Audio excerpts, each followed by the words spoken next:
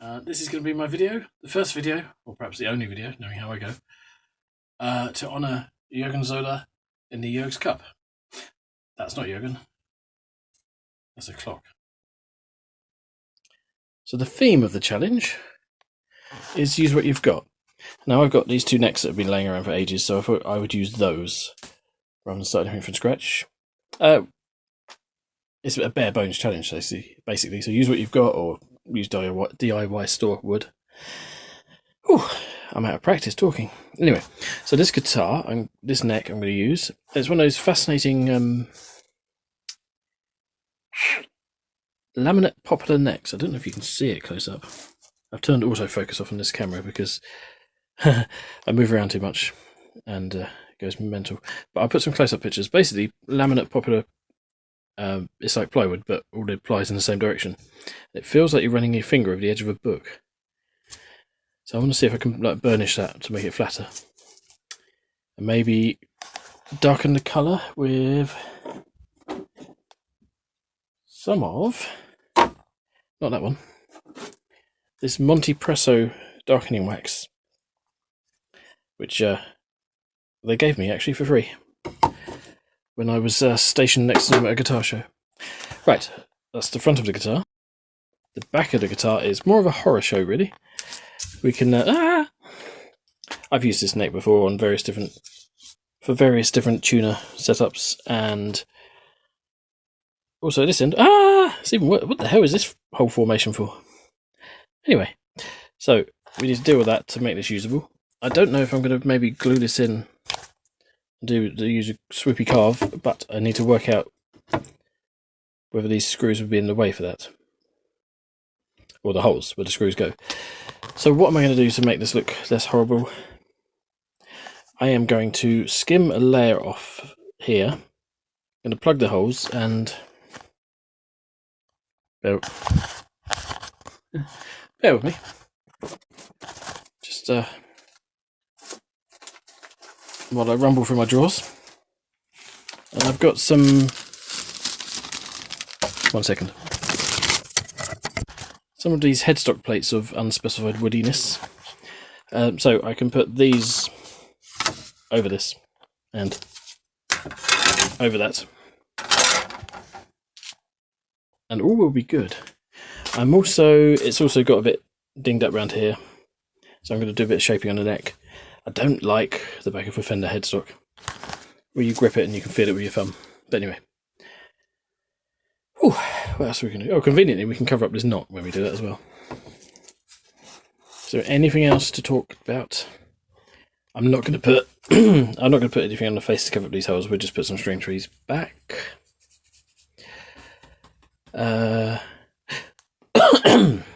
Mostly because I don't really know how to do this transition nicely, so we just won't. Maybe I'll redo the logo. Anyway.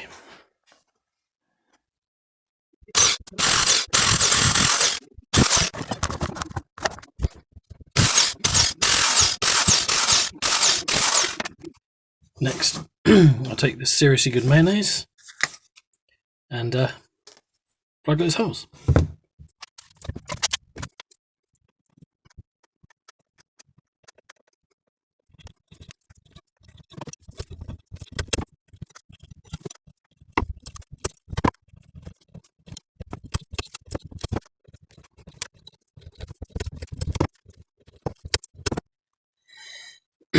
And while that may look very rough and ready, that's okay, because I'm going to be skimming the top off of this anyway to put the plates on.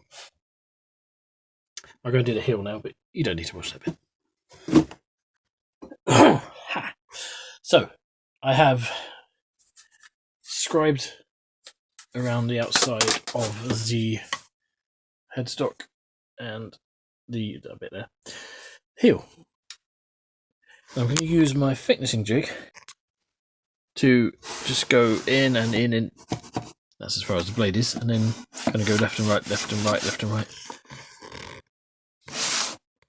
To stop this rolling around though, because there is a radius, I've strapped to the outside 2 bits of wood to stop it rocking in an attempt to keep it flat. We'll see how it goes. Where should I put the camera? Okay.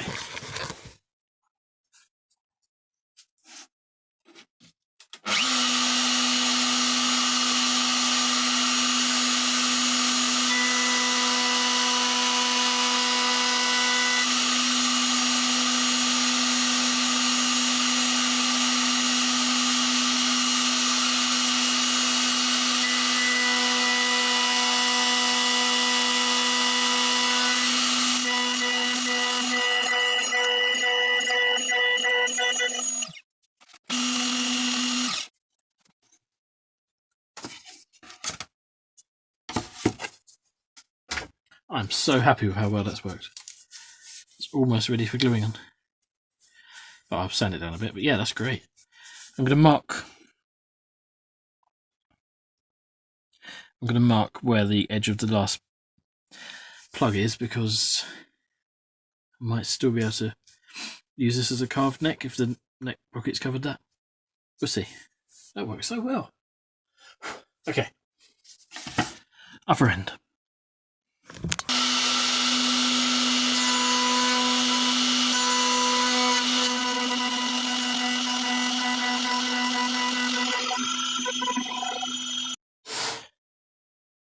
Didn't go so well, but worked. You can see there's a little track here. I can sand all this out. That's fine. I think maybe because the end of it is a bit bendier down here. Anyway, let's sand this down and we can hopefully get it glued up tonight. Having glued the plates to a black veneer for a nice bit of contrast, I'm going to cut around them roughly before I glue them on.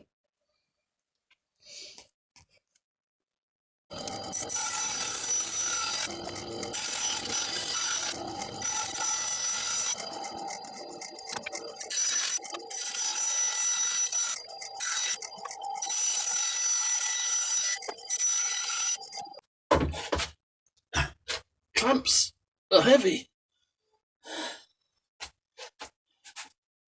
Right, so while we wait for these to dry up,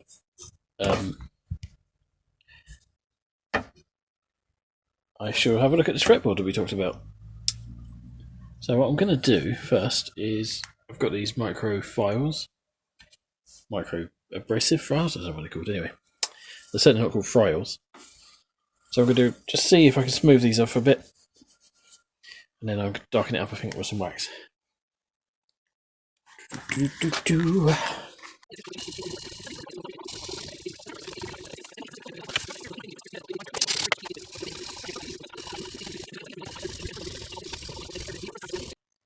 I was going to work up through all those files, but that literally just knocked it flat. I'm well happy with that. Which is good, because I do have another guitar. Do you want to hear about that now? No. I've got another guitar with a similar sort of fretboard, which I wanted to make quite posh for myself, which I believe I can do now. Okay, so this is all smoothed off. Huh. Okay. What's it going to do next? I might go up another couple of grits, because actually, from this angle with the light over there, I can see some scratch marks going horizontally across, or vertically if you're holding it like a guitar, and that doesn't look good. Okay, see you in a minute.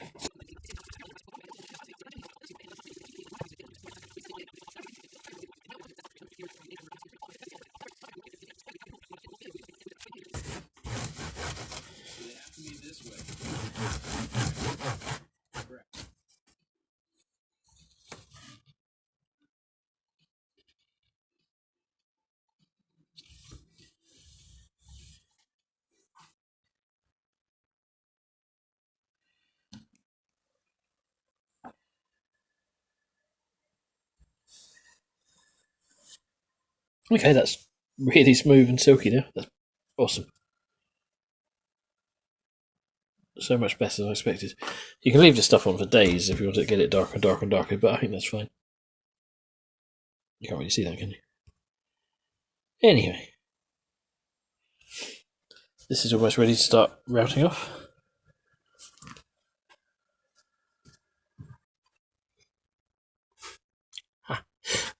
So I've got a top bearing bit, which I'm going to run around the edge of this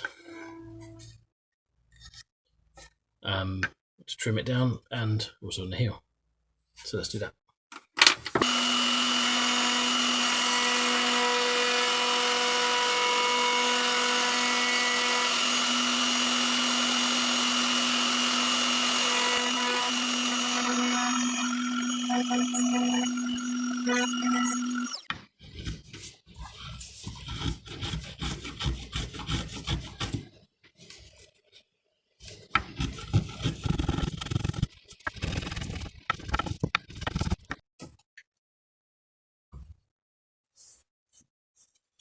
So I think we are at the end of the necking part.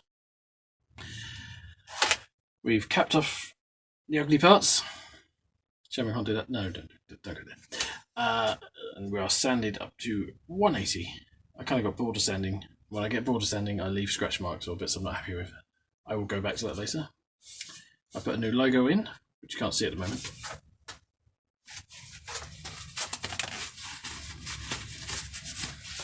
Oh, once it gets sanded higher and finished over, we'll be good. And the fretboard is now really smooth. I think we are good to end it here. Yeah. And I might do a new nut, and I might scrape the wax off and dye the fretboard black. You indecisive